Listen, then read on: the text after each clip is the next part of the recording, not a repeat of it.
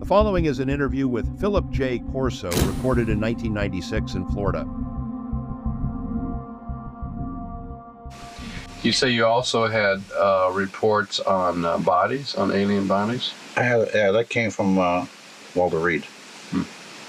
Were they pretty, I mean, they definitely said not that these were genetic humans or no, something. here's what the report, the thing that I was mostly interested in the report was the two lobes in the brain.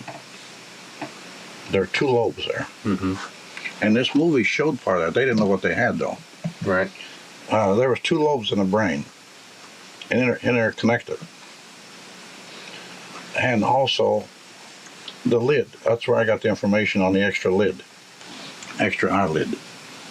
And we figured that extra eyelid was nothing more than something like our night viewing device. You know, filtered light. Mm-hmm. Did the actual autopsies get done at Walter Reed? They did this particular autopsy, the paper that I had. Physically at Walter Reed? I don't know if it done physically there or not. I couldn't tell you. Okay, but the report came out of Walter Reed. The report came out of our laboratory. We financed that laboratory. There was a crash at the plane to St. Augustine. At the same time as Roswell, or later? Or? Later. No, about the same time. Mm-hmm. And a lot of the fiber optics came from there. And there was that one that crashed there, had an opening. And there was bodies there, too. Mm-hmm. St. Augustine was hauled up in a hurry. Later, something mysterious happened. It disappeared. But anyway, that's another story. And all the material disappeared? The saucer itself. But anyway, that's... Oh, no, let me add. Yeah, that's... I mean, did you have Well, one? they come and take it back, or was it traded back? There was supposed to be a fire and explosion, but since it didn't exist, nobody could talk about it. You know, one of our greatest covers, I say, was the policy that says that UFOs didn't exist. If ever it didn't exist, there was no crash. If there was no crash, there was no material. Nobody could investigate us because there was no such thing. Right. And we played that up. We moved that ahead. But the more the debunkers screamed, the more better we liked it. They're doing the disinformation for us. This is all the white sand areas. The white sand's headquarters here. This is Red Canyon, where my headquarters was. This is a cross that was left on the floor. An actual picture of it, with a chapel. And Red Canyon is right there, where that X is. This is Trinity Site. My debris area was over in this area. Financed that particular thing. It was our money. But did they specifically say it was extraterrestrial? Oh, yeah. what year? Was this within the 47, 48 time frame? When they did the autopsy, it was in the 50s, early 50s. Oh, okay. No, later 50s. Later 50s. That's another report. You had said that that the material had sat in files for like 13 years, and then you looked at it. I mean, was nothing done with it in that time period, or? Nothing as far as I know. There was these reports in there. See, I scrounged this material out in 1960. I started to scrounge it out. You weren't really familiar with it before then? Oh, no. I didn't do this at the White House. The White House, it was raw information on this particular subject. Because the White House, for example, I was in charge of the policy group on giving aid to Turkey. Mm-hmm. I had the Faulkner Freedom Corps. I don't know if you know what that means, what that is. President Eisenhower handed me that personally and said, get this going. What it was, we were going to take all the foreign groups, like the labor service groups in Germany, mm-hmm. and put them in uniform of their own military, their own countries, and arm them, and give them their own flags and everything. In Germany. And Kennan and Bowen killed it. I see. But anyway, Eisenhower gave me that. They said that the president got sick and went to Colorado someplace, and had that heart attack. And they convinced Secretary of Defense and some other people that Eisenhower didn't want it. And later Eisenhower told Charles Kirsten, congressman, that he thought that was a great thing. They lied. And the thing, the Secretary of Defense just sat on it. Nothing ever happened. Right. Stalin himself gave orders to give the Roswell material. We knew that. I never gave any discuss with CIA. Only one man at CIA. Did you ever hear the name Frank Hand? No. He was liaison between CIA, the White House, and Department of Defense. A brilliant guy. You discussed it with him? Yeah, he was a good friend of mine. Now, but he and I sparred. He used to sit at the White House, on some of the working groups. Because he was CIA, we sparred for about 8 or 9 months before we became friends. Because we didn't trust each other. I was military and he was CIA. He was getting paid by CIA because he was a liaison. When we say it disappeared, is it something that we as humans made disappear, or something else made it disappear? No, I suspect that they made it disappear. See, I have to explain this to you. Now, this is a drawn-out thing. When the crash at St. Augustine, and when I looked into that, my radars were picking up some things mysterious things out there. Mm-hmm. Well, I'll tell you about the church after. Here's the White Sands area. The White Sands Missile Range is a low-gravity area. There's supposed to be a Las Almas gap up through there in the Earth's magnetic fields. My headquarters was right here. Here's the White Sands Missile Range. This was my headquarters at Red Canyon. This is Trinity. All right. Mm-hmm. It was a low-gravity area. You see the block wall makes a zero up through here. And Goddard used this. Los Alamos was not set up by accident. Von Braun knew this, and so did Obert. That's for want of a better name, it's a low-gravity area. Mm-hmm. And missiles can disappear in these areas. I discussed this with Wilbur Smith. Once a month, I'd send out trucks on a scavenger hunt. Dig up parts of RCAS, parts of missiles that look good to you, and bring them back. And we would. This boy told me that in one particular case, when the missile had disappeared in his gate, and then there was another time there was an explosion, because what we do, here's the way we operate. I don't know if you know the way Nike Ajax operates on Nike. We don't fire these at slant range. Right. They fire up this way and then they dive. Right. The moment the big radar locked on a plane, it would transfer to the acquisition radar. The one looked like a tub. Right. The acquisition radar, now one of the target track radar would be locked on the missile standing up on its launcher. The other radar would lock on the target, pencil beam. That would lock on the target. The acquisition radar would transfer it automatically in a computer to the... Then the boy would put that in a gate. And when our missile would dive in, it was supposed... When it get in the gate, that's when the explosion. The computer would... And I trained my boys. I told them, now, man, the moment that missile take off, I want you to drop your hands. Because they could adjust with a little... Now, drop your hands. Let the computer do it. I made the first perfect missile shoot. It worked. Don't try to put any human. That computer's better than you are. Mm-hmm. And it worked. But then there were some strange things that happened. He told me in one particular case they found one of the missiles and all the holes where like the screws had been taken out. The engine looked like it had been taken apart by hand. Now, strange thing happened. I saw a report on Bokanur in Russia.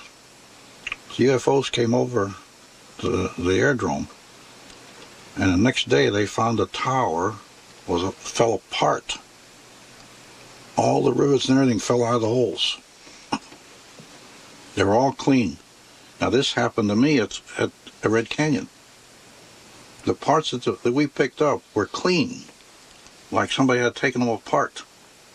And there were no jagged edges on it, like it had been ripped. No, Louis, what time frame are we talking about? I'm talking about 57, 58. Okay.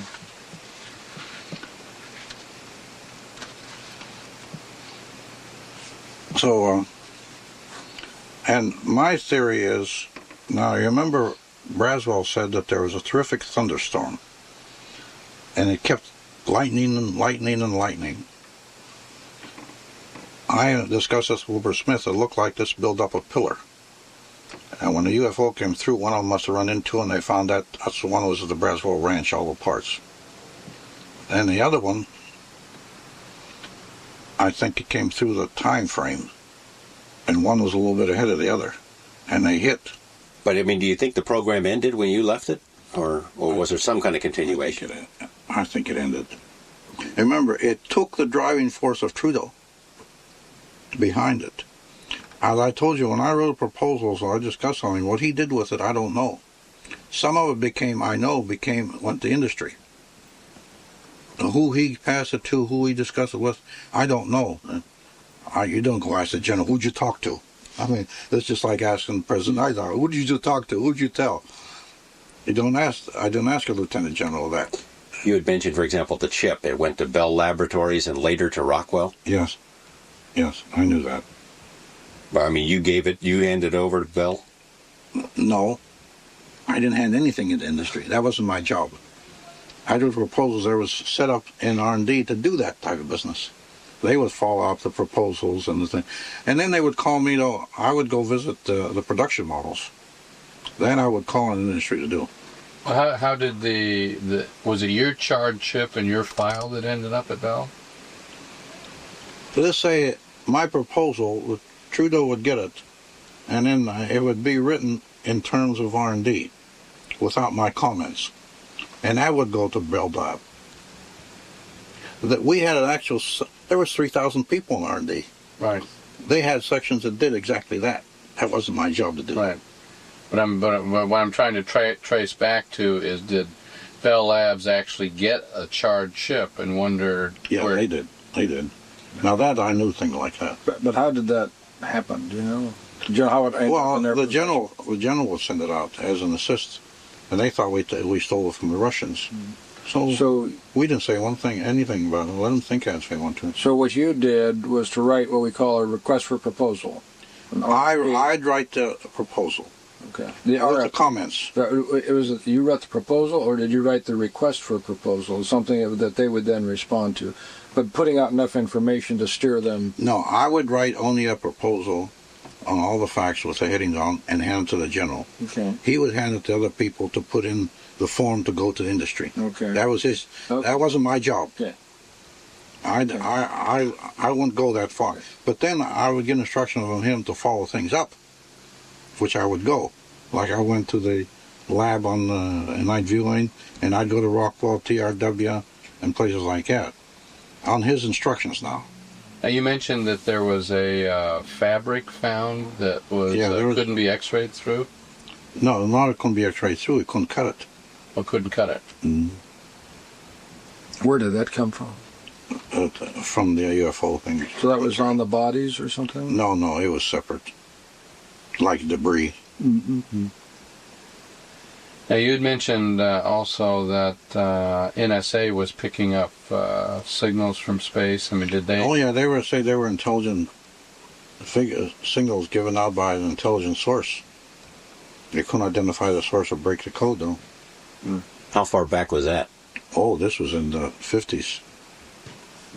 Out at the White House. I used to get the NSA intercepts. Congressmen, senators calling overseas. I would actually get those. I had access to those at the White House. They would actually send them to me. I had their clearance too, you know. They must have been afraid of our radars, because my encounter in that gold mine was, would you shut your radars down? Yeah, tell me about that again. It was noisy last night. Stupidly, I had the answer, what's in it? What do you offer? I suppose in human terms, give me something if you want me to do something. Right. I said that in subhuman, so I didn't say the offer. I said, what do you offer? I didn't say, what do you give me, or what do I trade? Sure. So what was the answer? A new world if you can take it. You can take it. What's he mean by that? Yeah. I don't know for sure. Did he mean if we can take it, is it too much for us, or can we take it back? And here's what it looked like. This was red. Now I thought this was a snake at first. So you actually saw him in front of you. That's the guy I saw. That's when I pulled the gun on him. It was a worthless gesture. What the hell could a 45 do? Well, I don't know. I never fired. Although I had some scatter shots. How far away are you? The one Distance between you and this being? about from here to the front of the motorhome. Well, that's like 10 feet. Yeah. The skin is scaly. Right. I think that the skin is atomically alive, so they can travel in space. Man can't travel in space today. How long were you in contact? I mean, this is. I say my two experiences didn't last more than. If you say 2 or 3 minutes, it was a lot. Now I haven't had any other experiences. My only experience was in New Mexico, not on any other place. Well, what after you got this, a new world if you can take it? Then what happened? Did it just disappear, or did it get in a craft and take off? I left. I left. You left. I went out to my Jeep, got on my radio. I didn't tell the being that I do it. I went out to my radio and got on, and I called my command posts. And I told them, you get green time yet from, I said, yes, they said, it's due coming through any minute, so we could fire again. I told them, when it comes through, I told them, this is an order. Keep our radars down for 10 minutes. And I told them, I repeat the order to the captain. I told him, keep our radar down for 10 minutes. I'm on my way. Then I get a call back on radio when I was on my way. It said, C battery picked up a trajectory going 3,000 miles an hour. This must have been. I told him, let me see the tape. Now, if you go back to the days of the Sumerians, they call them Aegis. They say they were ferry drivers, is what they are. The real ones up there, motherships. Now, no one's ever explored the Sumerian. Sitkin wrote this. Nobody's ever explored the Sumerian civilization. I think the key is there. They disappeared after a while. I think the Sumerians maybe were the mothership. And they tried to wipe out the human race, in those days. But anyway, you got to go back in history and see the Sumerians, what they say. And they called them Aegis, I-G-I-G-I-S. You think they were manufactured for space travel or time travel or something? Well, I think they were manufactured as servants. Now, my theory is, what do they want? Here, do they want a new race? Because one of the strangest things, as far as I'm concerned, is on these mutilations, they took the sex organs. And the nearest thing to the human sex organ are cattle sex organs. And by the way, they cut those with a type of laser cutter, which didn't even cut through the cells. Cut around them, yeah. It cut around the cells. That's how perfect it was. We have no such thing. A handheld cutter, a laser, we have no such thing. Now you had these records from Walter Reed on the autopsies, and you talked about the fact they had this scaly skin that was put together in a certain fashion and so on. Did they ever come to a conclusion like these were manufactured biological robots, or? The only conclusion was, I think we all came to this together because of the sex organs and the different organs in the lymph systems, lungs and stomach. But it was a clone.